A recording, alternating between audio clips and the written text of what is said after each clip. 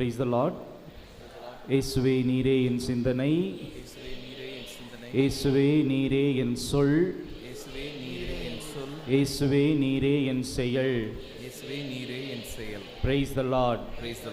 இயேசுவில் மிகவும் பிரியமானவர்களே, இன்றைய வாசகங்கள் நம்முடைய உள்ளத்தில் நாம் எப்படிப்பட்ட ஒரு சிந்தனையை கொண்டிருக்கின்றோம் என்பதை பற்றி ஆழமாக சிந்திக்க நம்மை அழைக்கின்றது. ஒரு பழமையான பங்கு, அந்த பங்கில் நம்மை போலவே அழகாக பாடுறவங்க தான். பாடல் பாடுறப்ப மட்டும் செவுத்தை பார்த்து பார்த்து பாடுவாங்க. மற்ற நேரத்திலலாம் பீடத்தை பார்த்து தங்களுடைய பதில்களை கூறி வந்தார்கள். ஒவ்வொரு நாளும் இது தொடர்ந்து நடந்து கொண்டே இருந்தது. ஒரு நாள் அந்த ஊருக்கு ஒரு புதுசாக ஒரு மனிதர் வந்தார். அவர் வந்துட்டு இதே மாதிரி பாடுறப்ப எல்லாரும் அப்படியே செவுத்தை பார்த்து பார்த்து பாடுறது, ஏன் இந்த மாதிரி பாடுறீங்க அப்படின்னு கேட்கும் பொழுது அவங்க சொன்னாங்களாம், முன்னொரு காலத்திலலாம் பாடல்லாம் எழுதி வைக்கல, எந்த ஒரு புத்தகத்திலுமே எழுதலை. எப்படி இருந்ததுன்னா அந்த செவுத்துலலாம் எல்லா பாட்டும் எழுதியிருப்பாங்க. எப்பப்பெல்லாம் பாட்டு பாடுறோமோ அந்த செவுத்தை பார்த்து பார்த்து பாடுவோம். ஆனால் இப்போ அப்படியே காலப்போக்கில் புத்தகம்லாம் வந்துருச்சு. இருந்தாலும் அந்த ஒரு நேரம் வந்துச்சுன்னா அப்படி திரும்பி திரும்பி தொடர்ந்து அதையே நாங்கள் செய்து கொண்டிருக்கின்றோம் என்று சொன்னார்களாம்.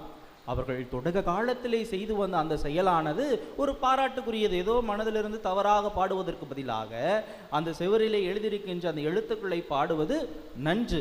ஆனால் எதற்காக இந்த காரியத்தை, இந்த செயலை செய்கின்றார்கள் என்று தெரியாமலே மற்ற மனிதர்களும் அந்த ஆலயத்து வருவர்களெல்லாம் செய்து கொண்டிருந்தார்கள். பிரியமானவர்களே, நம்முடைய வாழ்க்கையிலும் கூட பல நேரங்களிலே நாம் எதற்காக இந்த செயலை செய்கின்றோம், எந்த காரணத்திற்காக செய்கிறோம் என்று அறியாமலே வாழ்ந்து கொண்டிருக்கின்றோம்.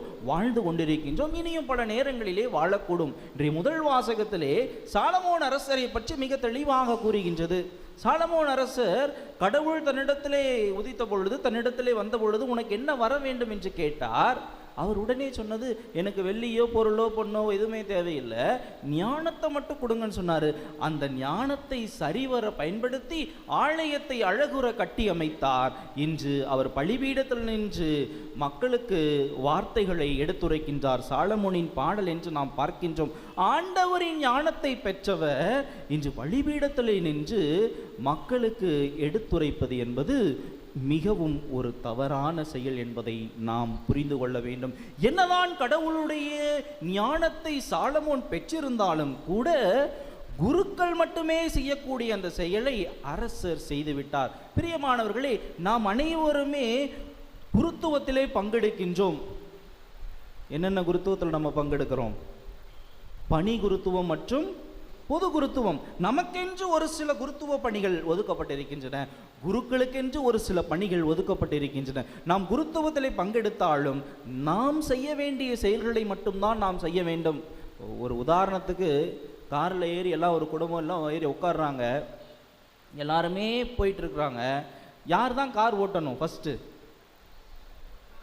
கார் டிரைவர் ஓட்டணும், இல்லாட்டி காரு ஓட்ட தெரிஞ்சவங்க தான் ஓட்டணும். எல்லாருமே நானும் தான் காரில் உட்காந்துட்டு இருக்கிறேன், நானும் தான் கார் ஓட்டுவேன் அப்படின்னு சொன்னால் ஓட்ட முடியுங்களா? என்ன நடக்கும்? அது ஆக்சிடென்ட் நடக்கும், விபரீதங்கள் நடக்கும், என்ன வேணால் நடக்கலாம். ஆகவே அவரவர்களுக்குரிய பணியை அவரவர்கள் செய்ய வேண்டும். இந்த நற்செய்தி வாசகத்திலே நாம் பார்க்கின்றோம், தீட்டானவற்றை மறைநூல் அறிஞர்களும் பரிசேயர்களும் இயேசுவிடத்திலே சொல்கின்றார்கள். உன்னுடைய சீடர்கள் கைகளை கழுவாமல் உண்கிறார்கள். அவங்களுக்கு என்னென்ன கஷ்டம் இருந்ததோ, இல்லை இயேசு கிறிஸ்துவோடு எல்லா இடத்துலையும் போயிட்டு இருக்கிறாங்க, அப்போ தான் கொஞ்சம் நேரம் கிடைச்சிருக்கும் சாப்பிட்றதுக்கு, அது டக்குன்னு சாப்பிட்டுட்டு உடனே போகலாம் அப்படின்ட்டு விதிமுறைகளும் சட்டத்திட்டங்களும் கட்டாயமாக கடைபிடிக்க வேண்டுவை. அது மாறும் பொழுது நம்முடைய வாழ்க்கையும் தடமாறி போகிவிடும். ஆனாலும் கூட எதற்காக, எந்த நோக்கத்திற்காக அந்த விதிமுறைகளையும் சட்டத்திட்டங்களையும் நம்முடைய வாழ்க்கையிலே நாம் கடைபிடிக்கிறோம் என்பதை நாம் புரிந்து கொள்ள வேண்டும். உள்ளிருந்து வெளிவருபவை தான் தீட்டானவை, வெளியிலே இருப்பவை தீட்டானவை அல்ல. நம்முடைய வாயிலிருந்து வருகின்ற ஒவ்வொரு சொற்களும் எப்படி இருக்கின்றன என்பதை நாம் பார்க்க வேண்டும். பிரியமானவர்களே, திருமுழுக்கு பெற்றதன் வழியாக நாம் அனைவரும் குருத்துவத்திலே பங்கெடுக்கின்றோம். இந்த குருத்துவத்திலே பங்கெடுக்கின்ற ஒவ்வொரு மக்களும் கிறிஸ்துனுடைய பிரதிநிதிகளாக இருக்கின்றீர்கள் என்பதை மறந்துவிடக்கூடாது. நாம் திருமுழுக்கு பெற்றதன் வழியாக, நம்முடைய வாழ்க்கையின் வழியாக நாம் கிறிஸ்துவை மற்றவர்களுக்கு பிரதிபலிப்பவர்களாக இருக்க வேண்டும். இந்த மனிதரை பார்க்கும் பொழுது கிறிஸ்துவை பிரதிபலிக்கின்றான். கிறிஸ்தவர்களாக இருப்பது எளிது, மாறாக கிறிஸ்துவாக இருப்பதுதான் மிக மிக கடினம். பேயரளவிலே நான் ஒரு கிறிஸ்தவன் என்று நாம் மார்தட்டி சொல்லிக் கொள்ளலாம். ஆனால் கிறிஸ்துவாக வாழும் பொழுது நம்முடைய வாழ்க்கையிலே பல பிரச்சனைகளை நாம் எதிர்கொள்ள வேண்டும். பல்வேறு துன்பங்கள் நம்முடைய வாழ்க்கையில் நாம் கிறிஸ்துவாக மாறும் பொழுது வரும். இயேசு கிறிஸ்துவே கடவுளின் மகன் இந்த உலகத்திற்கு வந்த பொழுது பல்வேறு தடங்கல்களை, பல்வேறு துன்பங்களை, ஏன் அவர் சிலுவையிலே அறியக்கூடிய அளவுக்கு அவருக்கு துன்பங்கள் ஏற்பட்டன.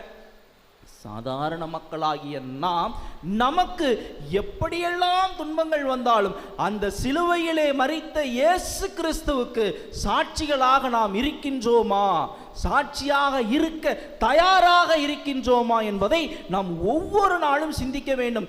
ஏதோ நான் கிறிஸ்தவன், ஞாயிறு திருப்பள்ளிக்கு வருகிறேன், மற்ற வார நாட்களில் எனக்கு நேரம் கிடைக்கும் பொழுதெல்லாம் நான் திருப்பள்ளியிலே பங்கெடுக்கின்றேன் என்பது மட்டும் அல்லாமல், நாம் பணியாற்றுகின்ற பள்ளிகளிலே, நாம் படிக்கின்ற இடங்களிலே, நாம் வேலை செய்கின்ற இடங்களிலே, எந்த இடத்திலெல்லாம் வாய்ப்பு கிடைக்கும் பொழுதெல்லாம் கிறிஸ்துவை பற்றி வார்த்தைகளால் அல்ல, நம்முடைய செயல்களினால் நாம் எடுத்துரைக்கும் பொழுது நாம் அனைவரும் கிறிஸ்துவாக மாறுகின்றோம் என்பதை மறந்து விடாமல் கிறிஸ்துவுக்கு சாட்சி உள்ளவர்களாக என்றும் வாழ இந்த திருப்பள்ளியிலே நாம் ஜெபிப்போம்.